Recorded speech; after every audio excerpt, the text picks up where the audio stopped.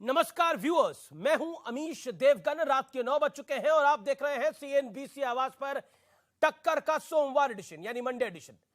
कर्नाटक में मिली जीत के बाद कांग्रेस सहित समूचा विपक्ष उत्साहित है, अति उत्साहित है। टीएमसी से लेकर एनसीपी तक हर किसी को लग रहा है कि अगले साल होने वाले लोकसभा चुनाव में मोदी मैजिक का मुकाबला किया जा सकता है, मोदी को अब हराया जा सकता है।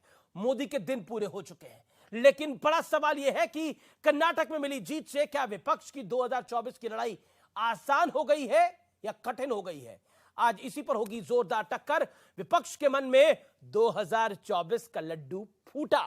सीएनबीसी आवाज के टक्कर के मंडे एडिशन में आज इसी की बात व्यूअर्स।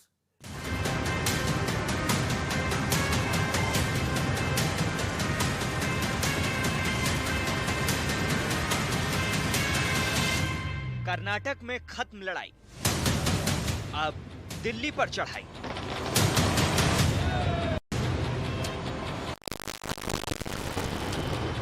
क्या कहना चाहते हैं आप? लोकतंत्र जिंदा है भारत के अंदर। कर्नाटका का चुनाव देश की दिशा तय कर रहा है, आने वाले 24 का चुनाव तय कर रहा है। क्या आपको लग रहा है कांग्रेस के लिए 2024 की भी चढ़ाई है? क्योंकि यह चुनाव कांग्रेस के लिए बड़ा चुनाव था। ये कर्नाटक के जो नतीजा है, भारतीय जनता पार्टी का हंत है, हंत का शुरुआत हो रहा है कर्नाटक। इमरान प्रतापगढ़ी, ये जीत क्यों, किस लिए और कैसे? ये चुनाव सीधे सीधे प्रधानमंत्री जी ने अपने सर पे लिया था, आगे बढ़ के खुद कैंपेन कर रहे थे, और इस चुनाव में सीधे सीधे ये प्रधानमंत्री जी के करिश्मे की हार है। कर्नाटक में कांग्रेस की जीत से विपक्ष पूरे जोश में आ गया है। एक राज्य में मिली जीत के बाद दावा किया जा रहा है कि अब विपक्ष के लिए दिल्ली दरबार दूर नहीं है। आने वाला चुनाव में बीजेपी को हारना ये ठीक हो गया। अभी बीजेपी को जीतने के लिए हिंदुस्तान में एक दो जाएगा छोड़ के सब जाएगा बीजेपी का पास से वापस चला गया। दिल्ली से बंगाल और महाराष्ट्र तक बीजेपी के खिलाफ सियासी जाल बिछाने की राजनीति शुरू हो गई। कांग्रेस ने प्रधानमंत्री पद के लिए राहुल के नाम का दावा ठोका, तो नीतीश कुमार ने शरद पवार का नाम आगे बढ़ा दिया। शरद पवार साहब जो है विपक्ष का जो गठबंधन होगा उसका प्रमुख चेहरा होंगे और साथ में वो उनके नेतृत्व में आप इससे ज्यादा खुशी की कोई बातें नहीं। आज हमने इनको कहा एकदम पूरा मजबूती से न सिर्फ अपनी पार्टी के लिए आपको करना है बल्कि पूरे देश के लिए काम करना है। इसके बाद महाराष्ट्र में अघाड़ी गठबंधन की भी बैठक हुई, जिसके बाद उद्धव गुट के संजय राउत ने कहा कि कर्नाटक में कांग्रेस ही नहीं पूरा विपक्ष जीता है।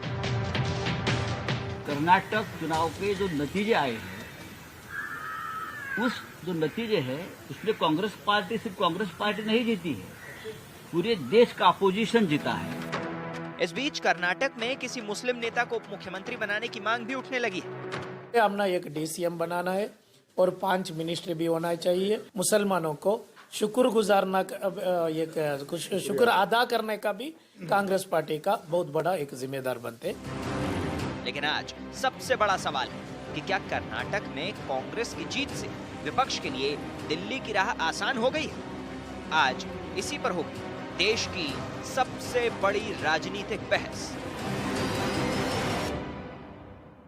अब जो ये लड्डू फूटा है, इसको आईना दिखाने का भी दिन है।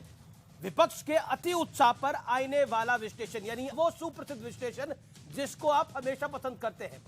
आइए देखते हैं कि ये जो अति उत्साह है, इसको आईना क्या है। राज्य कर्नाटक, साल 2018 कर्नाटक में कांग्रेस और जेडीएस की ने सरकार बनाई, लेकिन 2019 में लोकसभा के अंदर भारतीय जनता पार्टी ने 28 में से 25 सीटें पाई। सरकार बनाई कांग्रेस ने, सीटें आई बीजेपी की 2019 के लोकसभा में। राज्य राजस्थान, साल 2018 का विधानसभा चुनाव, 100 सीट पर जीतकर कांग्रेस पार्टी सत्ता में आई। याद करिए, नारा था मोदी तुझसे बैर नहीं, वसुंधरा तेरी खैर नहीं। लेकिन 2019 का जब चुनाव आया तो 25 की 25 सीटें आई बीजेपी के खेमे के अंदर। मध्य प्रदेश, साल 2018 114 सीटें जीतकर कांग्रेस ने बीजेपी को हराया। बहुत मार्जिनल जीत थी, 1-2 सीटों वाली ये जीत थी, 4 सीटों वाली ये जीत थी, लेकिन सिंधिया ने पार्टी बदल ली आखिर में, तो सरकार चले गई। लेकिन 2019 के लोकसभा में क्या हुआ था? ठीक 2018 के बाद याद करिए, 29 में से 28 सीटें बीजेपी को आई। एक सीट जो बीजेपी ने गंवाई वो थी नकुलनाथ की, कमलनाथ के सपुत्र की।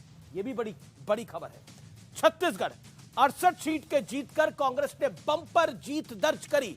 ऐसा माना जा रहा था कि 11 में से बीजेपी की 1 आएंगी, 1.5 आएगी, 2 आएगी। ऐसा माना जा रहा था कि 1 भी मुश्किल होगी, लेकिन 2019 के अंदर प्रचंड लहर चली नरेंद्र मोदी की और 11 में से 9 सीटें बीजेपी की आई।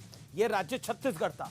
मेरा बड़ा सवाल यही है, क्या विपक्ष अति उत्साह में 2018 वाली चूक दोहरा रहा है, जिस तरह से यह माना जा रहा है कि अब मोदी हार ही जाएंगे? ममता बनर्जी कह रही है, अरविंद केजरीवाल कह रहे हैं, उद्धव ठाकरे का गुट कह रहा है, कांग्रेस तो कह ही रही है, सब कह भी रहे हैं और गा भी रहे हैं। मेरे साथ बात करने के लिए कौन कौन है इस बड़ी पॉलिटिकल चर्चा में? प्रेम शुक्ला भारतीय जनता पार्टी के प्रवक्ता हैं, उनका अभिनंदन है। मेरे साथ इस चर्चा में शुभराष्ट्र जुड़ रही हैं, जानी मानी लेखिका, उनका अभिनंदन है। अजय उपाध्याय हैं, कांग्रेस पार्टी के नेता प्रवक्ता, उनका अभिनंदन है। आचार्य प्रमोद कृष्णम है, कांग्रेस पार्टी के वरिष्ठ नेता हैं, उनका अभिनंदन है। प्रियंका गांधी के एडवाइजर भी हैं। आप तमाम लोगों का स्वागत है। शदाब चौहान भी मेरे साथ जुड़ेंगे, नेता पीस पार्टी के। आप तमाम लोगों का स्वागत है। अजय उपाध्याय, शुरुआत के 50 सेकंड में आपको देता हूं और बड़ा सटीक सवाल पूछता हूं मैं आपसे। आपका यह मानना है कि यहां से मोदी निपट जाएगा, यहां से कांग्रेस आ जाएगी और बीजेपी हार जाएगी और पूरा विपक्ष लामबंद हो रहा है? मेरा मूल सवाल यह है, ये अति उत्साह, ये जो लड्डू फूट रहा है, ये क्या कुछ जल्दी नहीं फूट रहा? अजय जी।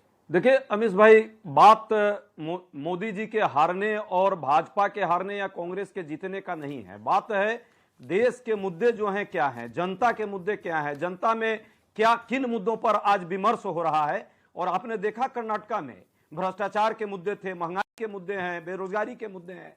क्या आपने देखा कभी धार्मिक ध्रुवीकरण के मुद्दे वहां काम आए भाजपा के?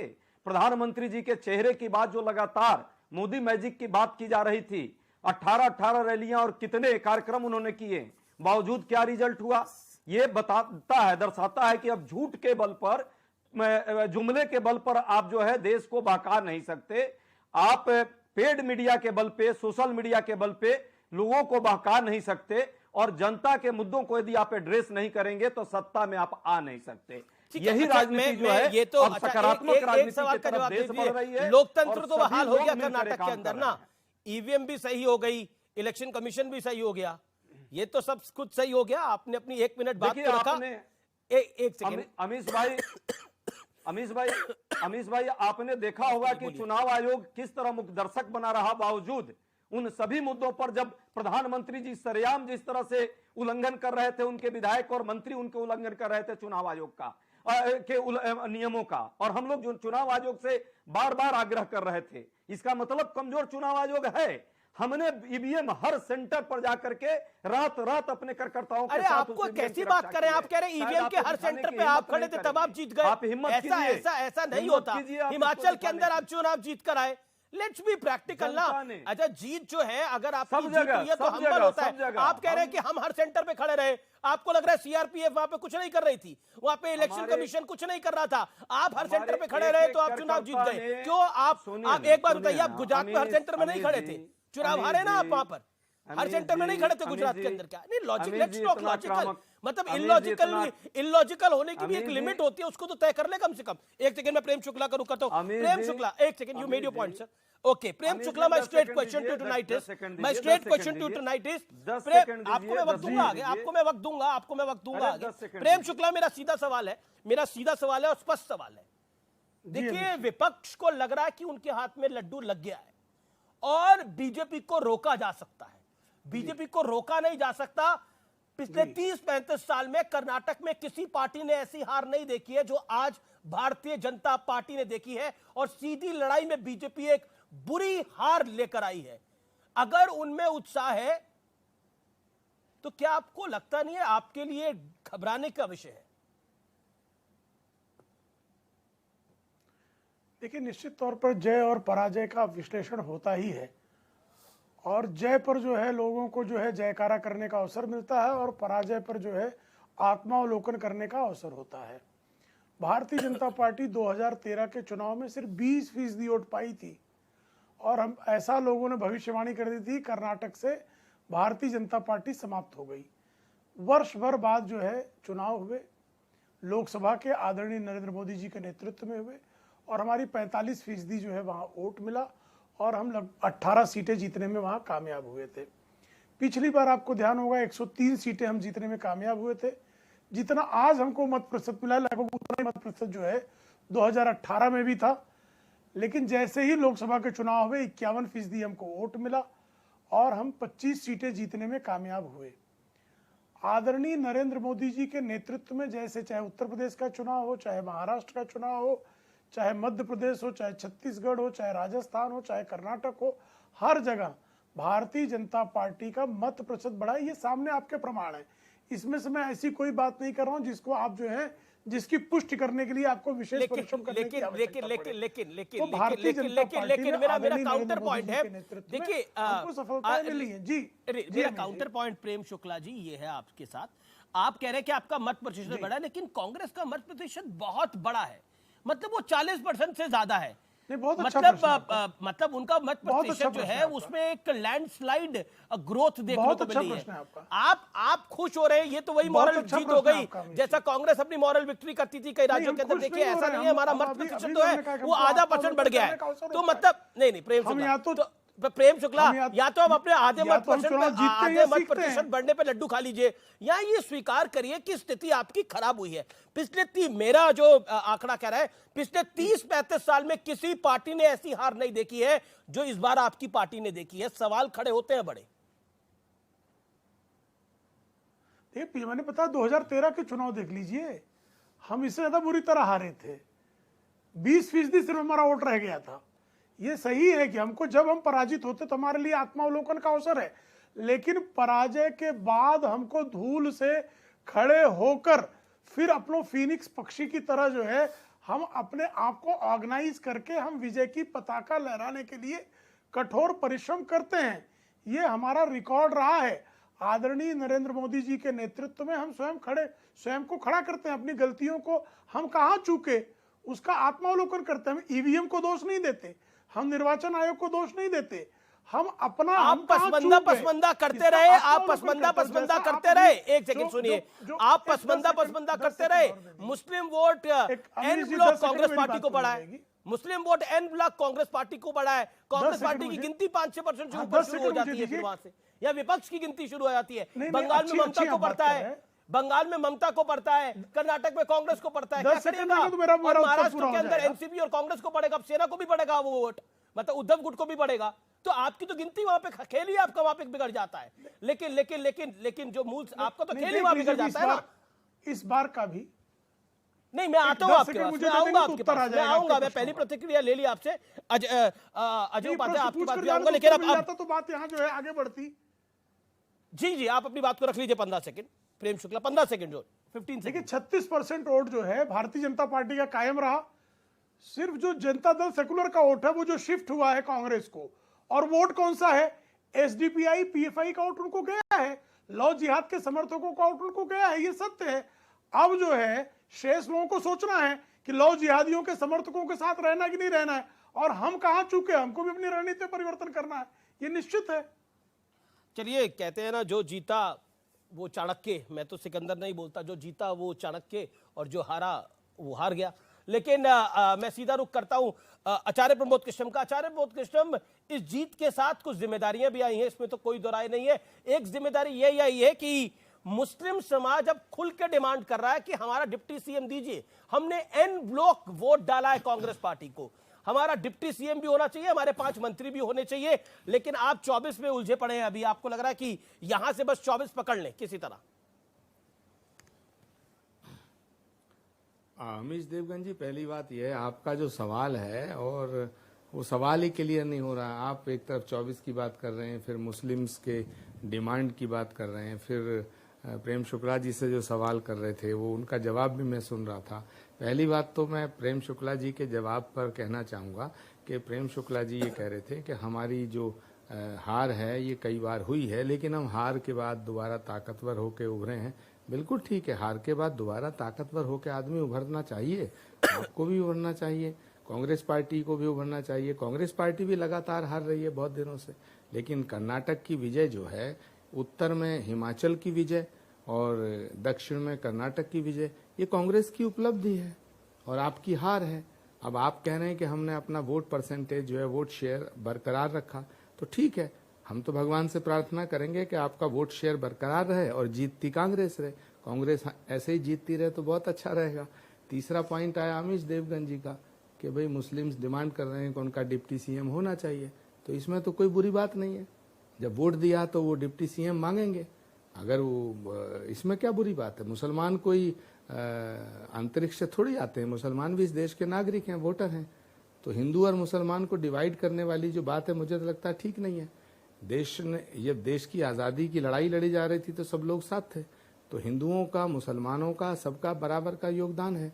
तो जो मुसलमान हिंदुस्तान के संविधान में विश्वास रखते हैं, भारत की संस्कृति सभ्यता को अपनाते हैं, भारत को अपना देश मानते हैं, भारत के वोटर हैं, तो वो अगर वोट देते हैं तो उन्हें अपने एमएलए चुनने का अधिकार है। और अगर उन्होंने कांग्रेस को वोट दिया है, कांग्रेस पे भरोसा जताया है, तो कांग्रेस पार्टी को उनके हितों की रक्षा करनी चाहिए। होम मिनिस्टर भी मांग रहे हैं, वो कह रहे हैं होम मिनिस्टर हमारा होना चाहिए और डिप्टी सीएम हमारा होना चाहिए। हाँ, अमीश देवगन जी, मांग करने का अधिकार तो सबको है, लेकिन सवाल है कि कांग्रेस पार्टी का नेतृत्व क्या फैसला करता है। वहाँ चीफ मिनिस्टर का फैसला होने वाला है, चीफ मिनिस्टर के साथ साथ डिप्टी सीएम कौन होगा, होम मिनिस्टर कौन होगा, ये उनका विशेष अधिकार है। जब एक वर्ग है, एक कोई भी सेक्टर है, अगर वो डिमांड करता है तो डिमांड करने पर तो कोई पाबंदी नहीं होनी चाहिए अमीश देवगन जी। अब कल को आप डिमांड करो देश में कुछ, तो उसमें मैं थोड़ी कहूंगा कि आप डिमांड मत करो, देना न देना वो अलग बात है। मैं कोई डिमांड करूं तो आप उसे रोक थोड़ी सकते हैं। आपकी क्या राय है, उनको मिलना चाहिए नहीं मिलना चाहिए? डिमांड करने का आपकी क्या राय है, मिलना चाहिए नहीं मिलना चाहिए? बिल्कुल मिलना चाहिए, बिल्कुल मिलना चाहिए, क्यों नहीं मिलना चाहिए? उनको मिनिस्टर उनके कोटे से बनना चाहिए, उन्होंने वोट दिया तो उनको मिलना चाहिए। ओके। प्रेम शुक्ला भी इस पर रिएक्ट करना चाहते हैं, शादाब चौहान भी रिएक्ट करना चाह रहे हैं, लेकिन शुभराष्ट्रा आपका कमेंट क्या है कि आपको लगता है जो 24 की बात हो रही है और जो मुस्लिम डिप्टी सीएम की बात हो रही है उसको लेकर आपकी प्रतिक्रिया, योर फर्स्ट रिएक्शन? ये तो पुनरावृत्ति है उसी कालखंड की जिस कालखंड में देश का विभाजन हुआ था। ये जो डिबेट्स हैं, मैं पहले से भी कहती आ रही हूँ आमिर जी, कि जिस तरीके से हमारे देश में सांप्रदायिक डिबेट्स तीखी हो रही हैं, वो कहीं ना कहीं 1920 की याद दिलाती हैं। तो इस पे ज्यादा प्रतिक्रिया व्यक्ति क्या दे सकता है?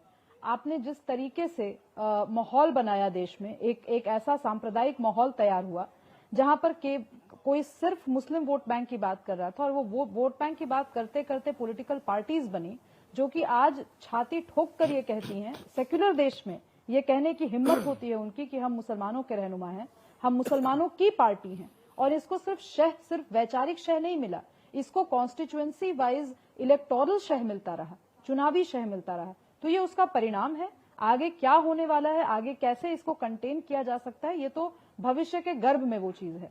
लेकिन एक बात हमें समझनी होगी कि ये जो पूरा का पूरा मामला है, इस मामले को तूल देना बहुत जरूरी है, और इस मामले पर बृहद परिचर्चा टेलीविजन डिबेट के अलावा वैचारिक समूहों में होने की बहुत जरूरत है, क्योंकि ये देश के लिए अच्छा नहीं है, देश के भविष्य के लिए अच्छा नहीं है। Acharya Pramod Krishna wants to react. ठीक है, शुभराष्ट्र होल्ड ऑन। आचार्य प्रमोद कृष्ण शायद जी अशाप रिबटल। आचार्य प्रमोद कृष्ण,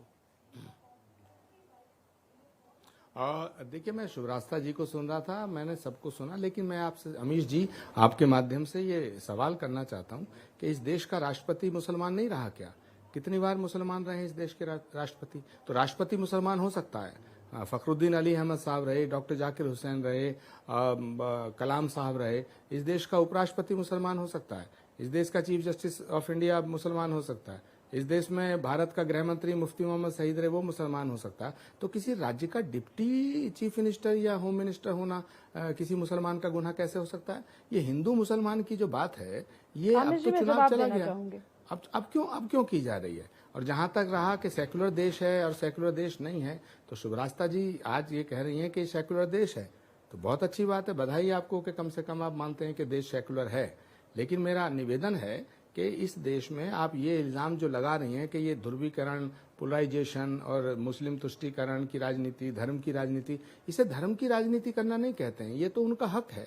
अगर हक की मांग कोई करता है तो लेकिन वो हक वोट के आधार पे मांगा जा रहा है ना, वो हक वोट के आधार पे मांगा जा रहा है ना, वो कहा जा रहा है कि हमने इतनी सीटें दिलवाई इसलिए आप हमें दीजिए।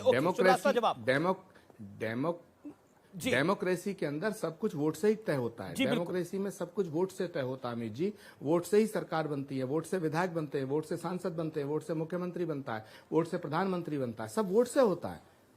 तो अगर वोट से ही बिल्कुल वो कह रहे कि बदले में हमें कुछ मिलना चाहिए, आदर्श रूप में तो मुस्लिम सीएम ही होना चाहिए क्योंकि सरकार ही हमारी वजह से बनी है। शफी सादी ने बोला कि सरकार ही हम लोगों की वजह से बनी है, आदर्श रूप में तो सीएम हमारा होना चाहिए क्योंकि अगर हमारा वोट नहीं मिलता तो कांग्रेस का शासन ही नहीं आता, कर्नाटक के अंदर इतनी बड़ी जीत नहीं मिलती। सुब्रास्ता सेकुलर देश है तो मुस्लिम डिप्टी सीएम बन सकता है, होम मिनिस्टर भी बन सकता है। डिमांड तो हो ही रही है, शोएब जमाई डिमांड कर रहे हैं कि आरोप लगाया गया कि मैंने जिस तरह से लंपटों ने जिस लड़की को मुस्कान के साथ जो करा था उनको घसीट के पकड़ना चाहिए। अब आमिर जी, एक तो मेरे पर इल्जाम लगा कि मैं देश को सेक्युलर नहीं मानती और आज मान रही हूं, ऐसा बिल्कुल भी नहीं है। मैं कहती हूं कि इस देश को हिंदू राष्ट्र होना चाहिए, लेकिन जब तक हमारे संविधान में संशोधन नहीं होता है और ये सेक्युलर शब्द नहीं हटाया जाता है तब तक ये देश सेक्युलर है और मैं इसको क्यों नहीं मानूंगी। मैं इस देश की नागरिक हूं। लेकिन ये जो मोहम्मद अली जिन्ना वाला तर्क दिया जा रहा है कि इस देश में सब कुछ सिर्फ और सिर्फ प्रोपोर्शनल रिप्रेजेंटेशन पे डिसाइड होगा, ये तर्क गलत है। आज लोग हवाला दे रहे हैं कि हमारे यहाँ अब्दुल कलाम प्रेसिडेंट रहे, हमारे यहाँ हमने इनको एजुकेशन मिनिस्टर बनाया। बात उसकी नहीं है आचार्य जी। आप मुझे बताइए कि क्या अब्दुल कलाम ने इस बेसिस पे नेगोशिएट किया था कि आप मुझे प्रेसिडेंट इसलिए बनाओ कि मैं मुसलमान हूं।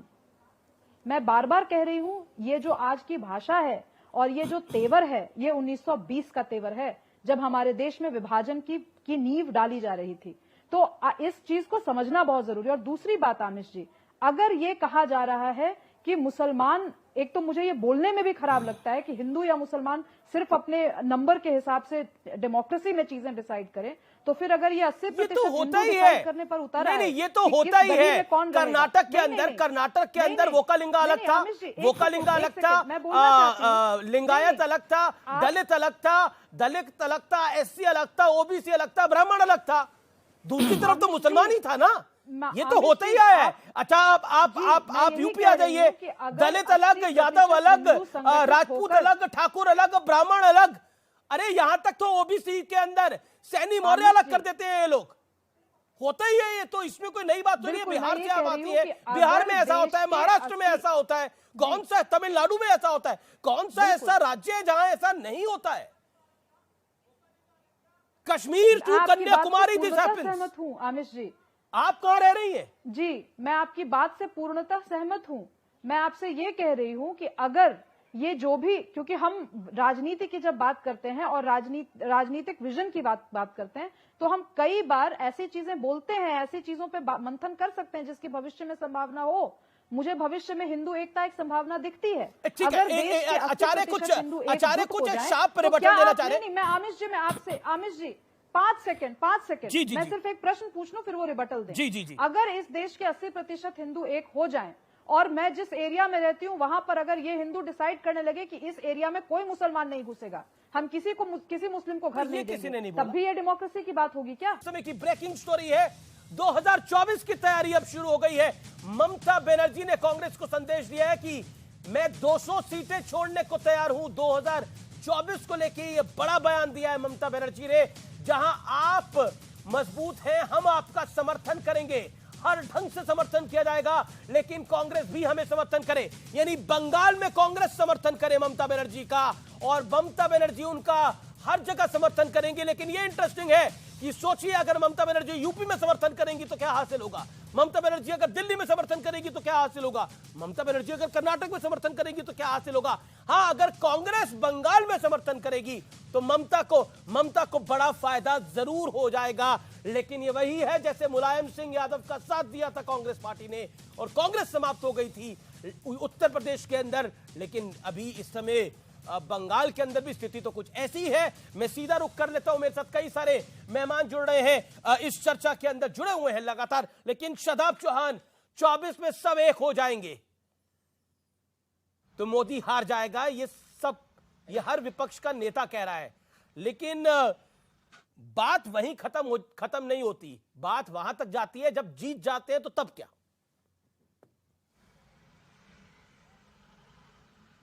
देखिए अमीश भाई, कर्नाटका का चुनाव और उत्तर प्रदेश का नगर निकाय चुनाव दोनों में एक बहुत बड़ा संदेश है। कर्नाटक का चुनाव संदेश देता है कि जब जहां केरला स्टोरी जैसी हेटेड फिल्म और बजरंग बली के नाम का प्रयोग करोगे, धार्मिक नारे लगाओगे, उससे जनता आपको जवाब देगी और बजरंग बली ने तोड़ दी नफरत की नली, हम कहेंगे। उत्तर प्रदेश में अखिलेश यादव जी समझते थे कि नेता मैं बनूंगा, वोट मुसलमान का होगा, तो मेरठ, संभल, गाजियाबाद, वो मुरादाबाद, वहां हमने बता दिया कि नेता भी अब शादाब बनेगा अगर शादाब का वोट होगा। अगर वोट अखलाक का होगा तो नेता अखलाक बनेगा। वो जमाना गया कि जब आपके पीछे दौड़ते थे। कांग्रेस को अगर वोट दिया तो कांग्रेस को रिप्रेजेंटेशन देना चाहिए। जिस समाज का पॉलिटिकल रिप्रेजेंटेशन नहीं होगा वो समाज सियासी गुलामी की जंजीरों में जकड़ जाएगा, हम ये मानते हैं। और इसीलिए हम कह रहे हैं तमाम सेकुलर पार्टी से, आइए मिलकर के नरेंद्र मोदी की सरकार को हटाएं 2024 में, लेकिन हमको भी इक्वल पॉलिटिकल रिप्रेजेंटेशन देना पड़ेगा। इक्वल पॉलिटिकल रिप्रेजेंटेशन क्या है शादाब? सांसद तो बनते ही है, इक्वल पॉलिटिकल रिप्रेजेंटेशन क्या है आपकी राय के अंदर, आपकी बाफरत? मेरी राय के अंदर इक्वल पॉलिटिकल रिप्रेजेंटेशन ये है कि जहां हमारी जितनी आबादी है उसी तरीके से मिनिस्ट्री की पोर्टफोलियो में हमारी हिस्सेदारी सुनिश्चित होना चाहिए।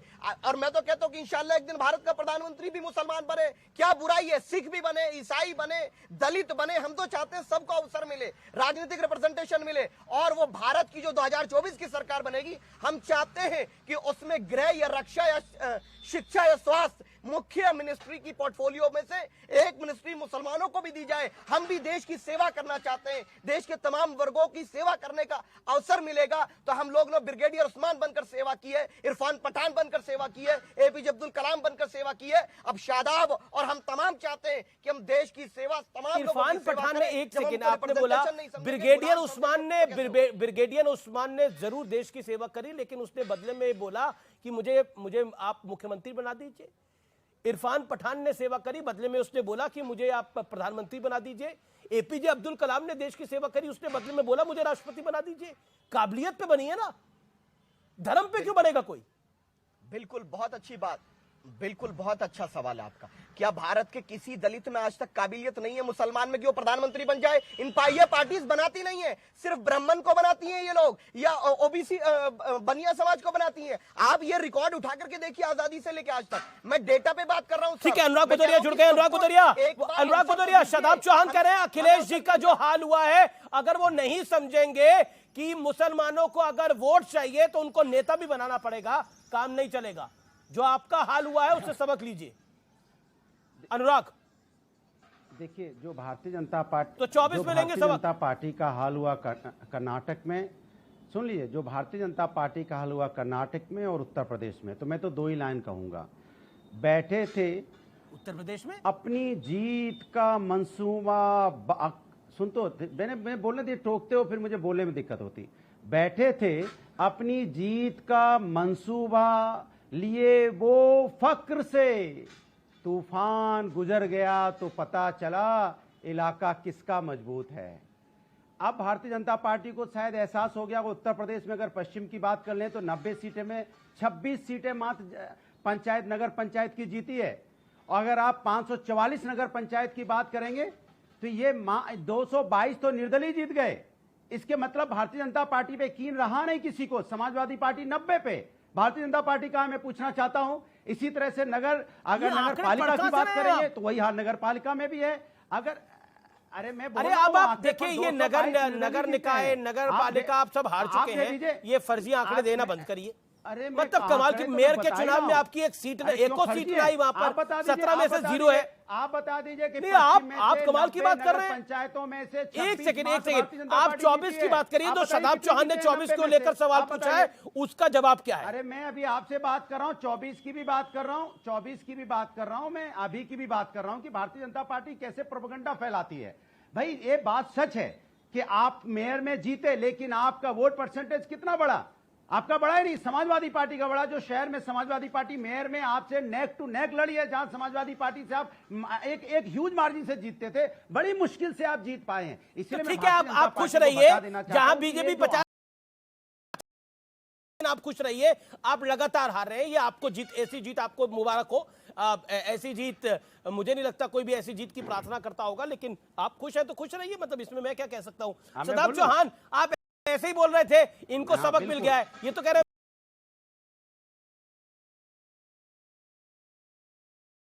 पूरी कर लूं। एक सेकंड, आपने अपनी बात को पूरी कर लिया। आवाज डाउन करिए, अनुराग की आवाज डाउन करिए। शदाब चौहान 30 सेकंड। संभल में शफीकुर रहमान बर्क समाजवादी के सांसद हैं और इकबाल महमूद साहब कौन जीता है? वहां जीता है दूसरी पार्टी का, दोनों हार गए इनके। मेरठ के अंदर अखिलेश यादव जी ने मुस्लिम इलाकों में रोड शो किया, तो अपोजिट में हम जो बात कर रहे थे ना मुस्लिम लीडरशिप की, वो खड़ी हो गई और 1,28,000 वोट आए। 2.5 लाख वोट आता, सपा ने मेयर हरवा दिया। तो हम कह रहे हैं भाई, हम रिक्वेस्ट कर रहे हैं आपसे, हम आपसे लड़ाई नहीं कर रहे, आप हमारे भाई हैं। अब हमें पॉलिटिकल रिप्रेजेंटेशन दीजिए। कभी शाहिद मंजूर साहब का अपमान होगा, कभी रफीक अंसारी का होगा, कभी बर्क का होगा, कभी आजम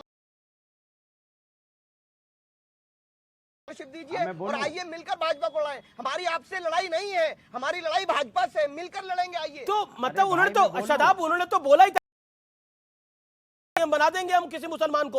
अब नहीं आए तो कैसे बना पाएंगे? अब मुझे नहीं बोलने दे रहे हो आप। देखो अमीर जी, ये गलत बात है, मुझे तो बोलने दोगे ना। 30 सेकंड बोलो।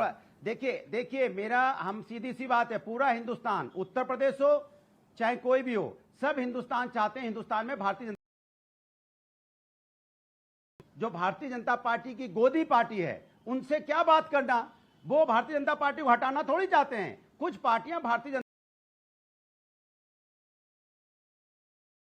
जनता पार्टी का नाम लीजिए, जैसे होगा, जनता ने तय कर लिया। नई टर्म आई है, गोदी मीडिया था, गोदी पार्टियां। अंदर क्या है बाहर क्या है, ये पब्लिक है ना, ये पब्लिक है ना। गोदी किसके लिए, कौन है गोदी पार्टी? पब्लिक। ये शदाब चौहान की पार्टी के लिए बोल रहे हैं आप? अरे जितनी गोदी पार्टियां हैं, और जो भी गोदी पार्टियां जनता जानती है। शदाब चौहान जवाब, हमें बात करनी जो सत्ता में होता है। सत्ता में ठीक है, भारतीय जनता पार्टी। जी जवाब इनको ऑडियो डाउन करिए, आप निरंतर नहीं बोल सकते। भारतीय जनता पार्टी से सवाल होगा। Shadab Chauhan 30 second, then Prem Shukla. अनुराग भाई को दर्द इस बात का है कि समाजवादी पार्टी मुसलमानों की ठेकेदार बनती थी, अब मुसलमान अपनी लीडरशिप चुनने की तरफ जा रहा है और हम तो कह रहे हैं आप पार्टनरशिप दीजिए। सर, आपका 7% यादव भाग गया है। मेरठ में 9,826 वोट गैर मुस्लिम इलाकों से समाजवादी पार्टी को मिला है सिर्फ, बाकी 1,15,000 में से 1,06,000 वो भी हमारा वोट है। सर हमको दरकिनार मत कीजिए मेरे भाई। अगर आप मुसलमानों को अपना सियासी गुलाम समझेंगे, हमको गुलामी की जंजीरों में जकड़ने की कोशिश करेंगे, तो आप समाप्त हो जाएंगे। अनुराग भाई, हम पॉलिटिकल पार्टनरशिप मांग रहे हैं आपसे, हम आप पे अत्याचार नहीं कर रहे और बीजेपी से मिलकर लड़ेंगे। मेरी शादी में मोदी जी नहीं आए थे, आपके परिवार की शादी में आए थे, वो तो हमें NSA लगवा के जेल में जाते हैं और आपको मलाई खिलाते हैं। आज तक जांच नहीं हुई अखिलेश यादव जी की, जांच हो रही है आजम खान की, जांच हो रही है किसी और की, इकबाल की जांच हो रही है शाहिद मंजूर की, लेकिन अखिलेश यादव जी के ना गोमती रिवर फ्रंट की जांच, ना एक्सप्रेसवे की जांच, क्योंकि बली का बकरा तो मुसलमान है ना। लेकिन उत्तर प्रदेश का मुसलमान अब समझदार हो चुका है कि या तो पार्टनरशिप दीजिए, नहीं तो ठीक है। जवाब अनुराग जवाब। ठीक है शदाब, मेरी बात 30 सेकंड। मैं बात कर लूं। इससे पता चलता है कि बड़ी मुश्किल से मुझे 30 सेकंड मिलता है, दूसरों को 2-2 मिनट मिल रहा है। तो जनता है सब जानती है कि आखिर खेला क्या हो रहा है। एक खेला जो है वो उत्तर प्रदेश की जनता समझती है। इस बार खेल उत्तर प्रदेश की जनता करेगी, तब पता चलेगा जो गोदी पार्टियां हैं वो क्या बोल रही हैं। वो जो बोल रही हैं वो उनको स्क्रिप्ट मिलती है, वो स्क्रिप्ट पढ़ते हैं, वो अपने से नहीं बोलते, उनको स्क्रिप्ट मिलती है बोलने के लिए। वो स्क्रिप्ट पढ़ने के लिए टीवी डिबेट में आते हैं या जनता में जाते हैं। सबको पता है डीजल पेट्रोल कहां से आता है, इसलिए किसी को बताने की जरूरत नहीं है। उत्तर प्रदेश की जनता जानती है कि 2024 शदाब 15 सेकंड शदाब चौहान राजनीति करेगा समाज। आप लोगों को स्क्रिप्ट मिलती है नहीं, मतलब it is getting too personal. Shadab Anurag Bhadauria, आप पर्सनल बोल रहे हैं, अब आप पर्सनल बोल रहे हैं। शदाब चौहान ने उस तरह की कोई बात नहीं करी थी। मैंने किसी को पर्सनल नहीं बोला, मैंने किसी का नाम नहीं लिया। मैंने पर्सनल बोला, क्या बोलेंगे आप? मैंने किसी का नाम लिया क्या? अगर आपको लगता है 10 सेकंड दीजिए मैंने क्या बोला? अब आप घबरा भी रहे हैं बोलने के बाद। आवाज डाउन करिए, इनकी आवाज डाउन करिए। 15 सेकंड शदाब, 15 सेकंड। अनुराग भाई चुनौती के साथ कह रहा हूं कि शादाब चांद किसी के टुकड़ों पे बिकने वाले का नाम नहीं है। और स्क्रिप्ट पढ़ने की बात, अरे आप स्क्रिप्ट लिख करके दीजिए कि आपकी पार्टी को राजनीतिक हिस्सेदारी दी जाती है। शादाब चांद आपकी स्क्रिप्ट भी पढ़ने के लिए तैयार है। अरे हम न्याय की बात कर रहे हैं, अपना अधिकार मांग रहे हैं, तो हम लोगों को आप कहेंगे कि हम एजेंट है? अरे हम जानते हैं, हमारा अल्लाह जानता है हम किसके एजेंट है। हम मानवतावादी लोगों के एजेंट है। और आप जितना गाली देंगे ना उतना वोट आपका जाने वाला है। आप हमको गाली दीजिए, शादाब को गाली देंगे तो आपका वोट बढ़ेगा नहीं। मुसलमान को आप जागरूक कर रहे हैं कि जो मुसलमान न्याय की बात करेगा आप उसको गाली देंगे। आप ये तो भ्रष्टाचारी नहीं कह सकते, ये नहीं कह सकते अपराधी हैं, कहेंगे ये एजेंट है। शादी में आपकी आए, मिठाई आप खाएं, एजेंट हम हैं। अरे आपके लोग तो भाजपा में भाग जाते हैं। सुनील सिंह जो गाली देता था मुसलमानों को, आपकी पार्टी का नेता बन जाता है, एजेंट हम है। योगी आदित्यनाथ की फाइल दबाते आप हैं, एजेंट हम है। अरे भैया कब तक गुमराह करोगे अनुराग भाई? आप पर्सनल टिप्पणी मत कीजिए, मैं कह रहा हूँ पॉलिटिकल पार्टनरशिप कीजिए। आज उत्तर प्रदेश का मुसलमान समझदार है। अनुराग बोलिए 15 सेकंड। वो सर्च करना जानता है और उत्तर प्रदेश का लेकिन सवाल ये है कि उत्तर प्रदेश के अंदर में जिस तरह से, मैं अपनी बात कह लूं, अरे रुको भाई, मैं अपनी बात अच्छा ठीक है, मैं आता हूँ। बाकी मेहमान भी हैं, आप दोनों ही नहीं है। पिछले 12-14 मिनट से आप ही लोग दोनों बोल रहे हैं। बात कह लूं, बाकी मेहमान भी है, बाकी मेहमान भी है। अमित जी मुझे प्रेम शुक्ला देखिए, ये 2024 में सबको ऐसा लगने लग गया है कि बीजेपी का खेल बिगड़ सकता है, बीजेपी का खेल बिगड़ सकता है। और ये टीएमसी को भी लग रहा है, वो कह रहे हैं कांग्रेस जहां मजबूत है हम उनका साथ देने को तैयार है। क्या करिएगा आप? और अब पॉलिटिकल हिस्सेदारी मुसलमान नेता अपनी मांग रहे हैं और जो पार्टी देने को तैयार होगी उस तरफ वोट भी जाएगा, तो आपको तो डबल झटका है, सब एक साथ हो जाएंगे। देखिए, हम तो हिंदू मुसलमान की बात करते नहीं हैं, हम तो सबका साथ, सबका विकास, सबका विश्वास, सबका प्रयास की बात करते हैं। जो जैसा करेगा वैसा भरेगा, तो भरने का काम लोग बहुत सारा कर रहे हैं। अब आपके सामने ही आप देख रहे हैं कि जो कल तक समाजवादी पार्टी के सहयोगी होते थे आज समाजवादी पार्टी को आंखें तरेर रहे हैं, तो ये इनका होना ही था। मुद्दे की बात यह है कि जो सुश्री ममता बनर्जी कह रही हैं, जो कांग्रेस 413 सांसदों की पार्टी 1984 में होती थी, 40 साल के भीतर वह जो है 44 सांसदों की पार्टी हो गई। और सुश्री ममता बनर्जी सिर्फ 200 सीटें लड़ने लायक कांग्रेस को मान रही हैं। और जो स्वयं का तृणमूल कांग्रेस पार्टी का प्रभाव 42 सीटों के बाहर नहीं है, बंगाल के बाहर नहीं है, लेकिन अपने लिए 300 सीटें निगोशिएट कर रही हैं कि भाई वो 500 सीटों पर में से 300 सीटों पर ममता बनर्जी अपना विस्तार कर लें, 200 सीटों पर कांग्रेस सिमट जाए। अगर ये बात कर रही हैं और इस पर अगर कांग्रेस प्रसन्न हो रही है, तो आप कांग्रेस की जो है किस दुर्गति को प्राप्त है कांग्रेस, ये आप सहज समझ सकते हैं। अगर इसको अगर सारे अर्थमेटिक के साथ कांग्रेस जीत जाती है, नहीं, अगर सारे अर्थमेटिक के साथ कांग्रेस जीत जाती है, सपोज मैं ये नहीं कह रहा कांग्रेस किसी चीज को एग्री करिए, ममता बनर्जी की बात पे एग्री कर लेती है, नीतीश कुमार की बात पे एग्री कर लेती है, शरद राव पवार की बात पे एग्री कर लेती है, शादाब चौहान ओवैसी की बात पे एग्री कर लेती है, अखिलेश यादव अभी उनके साथ नहीं है उसकी बात पे भी एग्री कर लेती है, और डिप्टी प्राइम मिनिस्टर दे देती है किसी मुस्लिम को, और बाकी चीजों पे एग्री कर लेती है, तो नुकसान तो भारतीय जनता पार्टी का है। चुनाव तो आप हारेंगे फिर ऐसी स्थिति में। देखिए, हम तो बिल्कुल नहीं हारेंगे। भारतीय जनता पार्टी को पहले ही पिछली बार ही आदरणीय अमित शाह जी जब राष्ट्रीय अध्यक्ष थे, हमको 51% से अधिक वोटों को टारगेट करना है। और ऐसे तमाम राज्य हैं जहां भारतीय जनता पार्टी के पास 51% से अधिक वोट हैं। उत्तर प्रदेश में भारतीय जनता पार्टी को लोकसभा में 51% से अधिक वोट मिले, इसलिए सपा, बसपा, कांग्रेस, आरएलडी चारों दलों में समझौता होने के बाद भी हम जो है लोकसभा चुनाव में 64 सीट जीतने में कामयाब हुए। ठीक है, अजय उपाध्याय जवाब, अजय उपाध्याय जवाब, sharp reaction, Ajay Upadhyay sharp reaction का ध्यान है। दैन शुभ राष्ट्र आचार्य प्रमोद कृष्ण जी, स्वाभाविक तौर पर भारतीय जनता पार्टी के पक्ष में होगा। प्रेम जी कह रहे हैं कि ये तो सभी समाज को लेकर चलते हैं, बात सही कह रहे हैं। कपड़े से पहचानने की कला प्रधानमंत्री जी को है, इन्हीं के पार्टी के नेता हैं, या 80-20 संख्या के बल पर पहचानता कौन है। यहां तक कि अंतिम धर्म, जीवन का जो अंतिम स्थल, दर्शन स्थल होता है कब्रिस्तान और शमशान, उस पर राजनीति कौन करता है पूरा देश जानता है। हम सर्वधर्म समभाव की बात करते हैं, जाति और धर्म की राजनीति नहीं।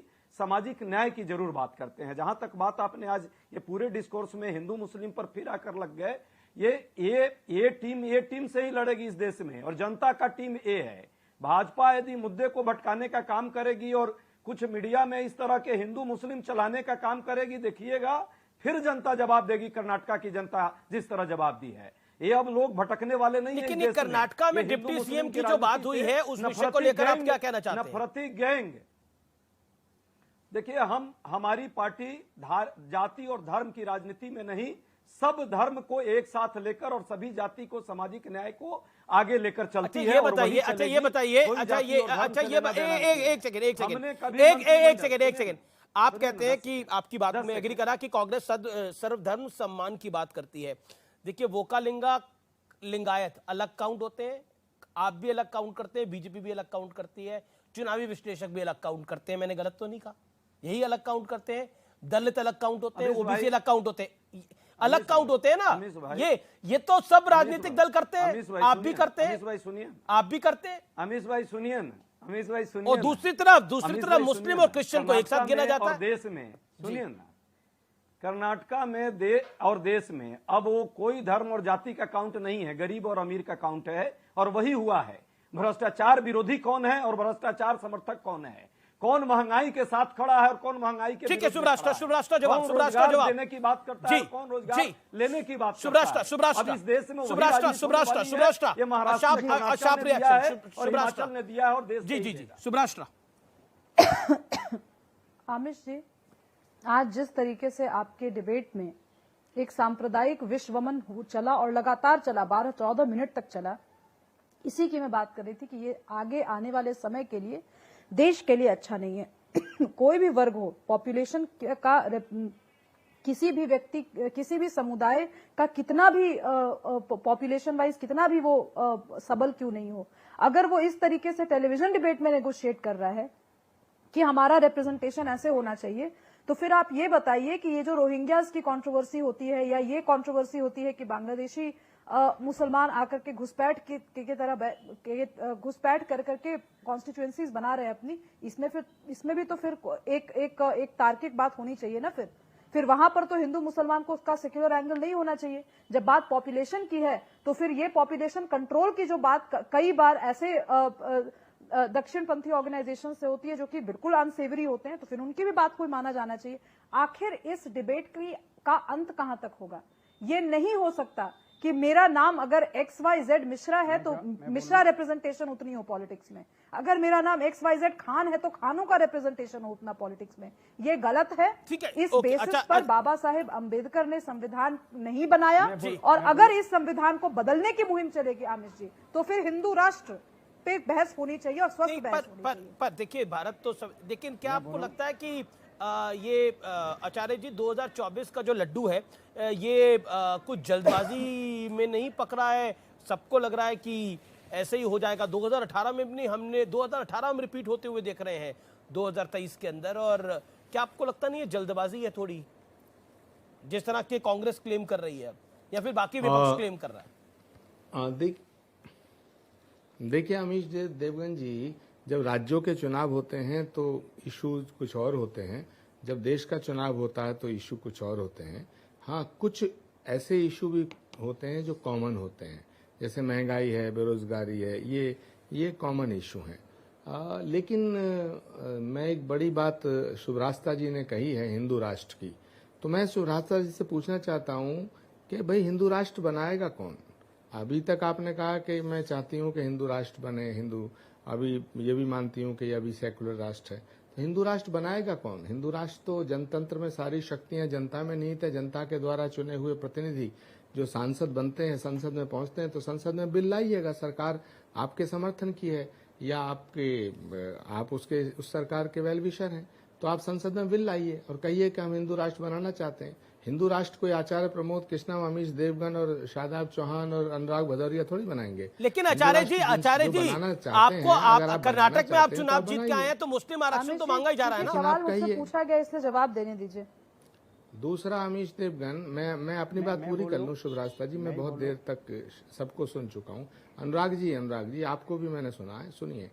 दूसरी बात यह है कि विधानसभा के जब चुनाव होते हैं, लोकसभा के जब चुनाव होते हैं, उनके इशू अलग होते हैं। और इशू अलग होने से मतलब यह है कि अगर हम नेता सारे मिल जाएं, मान लीजिएगा सारे नेता मिल जाते हैं, तो जनता देखती है कि कल तक तो एक दूसरे को गाली दे रहे थे, अगर ये एक जगह आ गए तो नेताओं के मिलने से जनता का वोट ट्रांसफर हो जाता। मैं इससे सहमत नहीं हूँ। कल को अगर सारे विपक्षी दल मिल जाएं और कहो कि साहब नरेंद्र मोदी जी को हम हरा देंगे, तो मुझे लगता है कि जनता के साथ हमें बड़ा न्याय करना पड़ेगा और जनता को विश्वास में लेना पड़ेगा। अगर नेताओं के मिलने से हम जीतते तो समाजवादी पार्टी और मायावती जी का जो वोट बैंक माना जाता है, तब तो उत्तर प्रदेश में बीजेपी का सफाया होना चाहिए था। एक बार उत्तर प्रदेश में समाजवादी पार्टी और कांग्रेस पार्टी मिलकर चुनाव लड़ी 2017 में।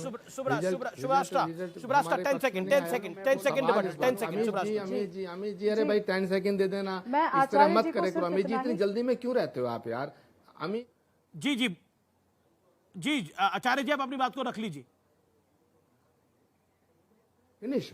मैं सबको सुन रहा था। मैं कहना चाहता हूं कि नेताओं के मिलने से वोट मिलेगा ये जरूरी नहीं है, लेकिन कांग्रेस पार्टी ने जो कर्नाटक विजय की है उससे एक हौसला बुलंद हुआ है। लोगों में एक भ्रांति पैदा हो रही थी कि अब बीजेपी को नहीं हराया जा सकता है, तो वो भ्रम मिटा है और हमें हमारे वर्कर में हौसला पैदा हुआ है और हमें उम्मीद है कि हम 2024 में बीजेपी के मेन विरोधी दल होने के नाते, विपक्षी दल होने के नाते पूरे देश में चुनाव लड़ेंगे।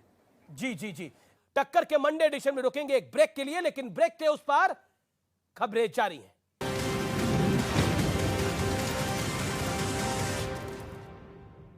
मैं गिरगिट हूँ, रंग बदलना मेरा काम है, लेकिन आपका वेल्थ मैनेजर वो उसे मुझे कॉपी नहीं करना चाहिए, है ना? चुनिए नुवामा, हम करते हैं वही जो आपके और आपके पैसों के लिए है सही। Nuvama, let's do it right. Gallant advance TMT सरिया, इसकी ताकत बने घर की ढाल और इसकी फ्लेक्सिबिलिटी रखे घर को सॉलिड सालों साल। गैलेंट एडवांस टीएमटी सरिया, निर्माण का रियल हीरो। हाँ, हूँ मैं स्लो क्योंकि मैं कछुआ हूँ, लेकिन आपके वेल्थ मैनेजर्स को इतना स्लो नहीं होना चाहिए, पता है ना? चुनिए नुवामा, हम काम करते हैं सही स्पीड से क्योंकि हम करते हैं वही जो आपके और आपके पैसों के लिए है सही। Nuvama, let's do it right. Welcome back viewers, आप देख रहे हैं सीएनबीसी आवाज पे टक्कर का ये एडिशन। चलिए अब मैं आपको कर्नाटक चुनाव से जुड़ी एक बेहद अहम जानकारी देने जा रहा हूं। कर्नाटक के नतीजों ने एक बात साफ कर दी है कि राजनीति में हर चीज की एक कीमत होती है। आप कहेंगे ऐसा कैसे हो सकता है? क्योंकि कुछ नेताओं ने बीते कुछ साल से फ्री ऑफर्स की झड़ी लगाई हुई है और बदले में किसी भी चीज की कीमत नहीं वसूली। दरअसल राजनीति में कीमत वसूलने के दो तरीके होते हैं। पहला है इनडायरेक्ट यानी परोक्ष तरीका, जिसके तहत आपको पता भी नहीं चलता कि फ्री वाले ट्रेड फेयर में कब और कैसे आपकी जेब काटी गई है।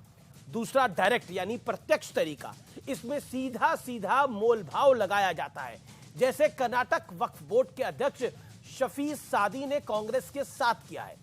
शफी सादी की मांग है कि राज्य में मुस्लिम डिप्टी सीएम होना चाहिए। इसके अलावा राज्य में 5 मुस्लिम मंत्री बनाए जाएं। उन्हें ऐसे वैसे नहीं बल्कि गृह, राजस्व, स्वास्थ्य जैसे इंपॉर्टेंट मंत्रालय चाहिए, अहम मंत्रालय चाहिए। मौलाना साजिद ने कहा है कि उन्हें 15 सीटें मिली थी, जिसमें 9 उम्मीदवार जीत गए हैं, जबकि 72 सीटों पर कांग्रेस मुसलमानों की मदद से चुनाव जीत के आई है। शफी साद के मुताबिक मुस्लिम समुदाय ने कांग्रेस को प्रचंड रूप से वोट दिया है, अब उन्हें रिटर्न गिफ्ट की उम्मीद है। आपको याद होगा इससे पहले कर्नाटक में हिजाब विवाद के दौरान असदुद्दीन ओवैसी कह चुके हैं कि एक दिन एक हिजाबन देश की प्रधानमंत्री होगी, यकीन मानिए।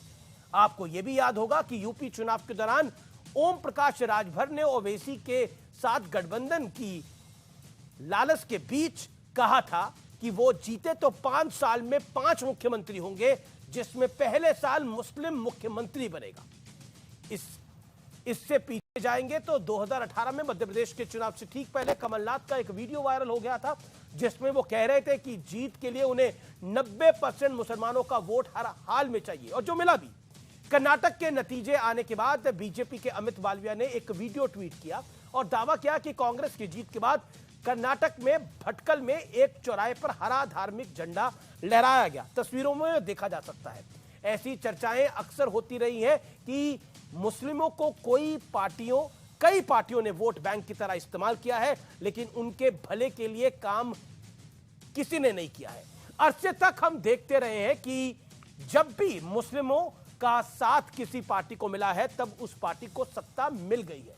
लेकिन बीजेपी के लिए स्थिति बहुत अलग है, क्योंकि एक तरफ तो मुस्लिमों को बीजेपी से डराया गया, दूसरी तरफ हिंदुओं को ब्राह्मण, बनिया, राजपूत, शाक्य, मौर्य, कुशवाहा, सैनी न जाने कितने हिस्सों में बांटा गया। दलित भी उसमें से एक है। यहां महिलाओं को, मुस्लिमों को बीजेपी ने से डराने वालों की हिपोक्रेसी को समझना बेहद आवश्यक है। इस वक्त आप मेरे लेफ्ट साइड में एक वीडियो देख रहे हैं।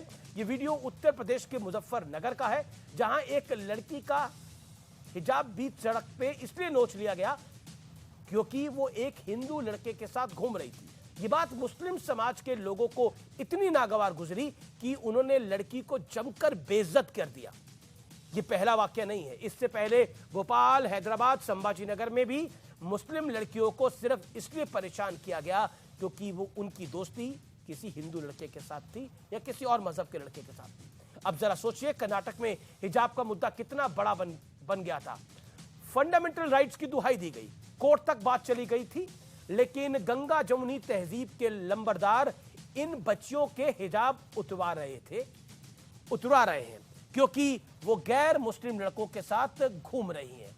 लेकिन सोच के देखिए, कर्नाटक के अंदर लिंगायत भी थे, वो कलिंगा भी थे, दलित भी थे और साथ ही साथ ब्राह्मण भी थे, अलग अलग थे। लेकिन दूसरी तरफ एक बात बोली गई कि दूसरी तरफ मुसलमान है या फिर क्रिश्चियन है।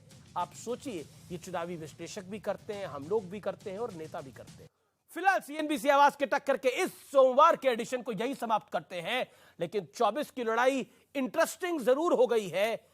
विपक्ष को ऐसा लगता है कि मोदी से निपटा जा सकता है, अगर एक साथ हुए तो मोदी को हराया जा सकता है। याद करिए, 2018 में भी इसी तरह के सपने पाले गए थे, लेकिन 2019 में नतीजा क्या आया था। लेकिन लड्डू फूटा हुआ है तो कोई कुछ कर नहीं सकता। नमस्कार।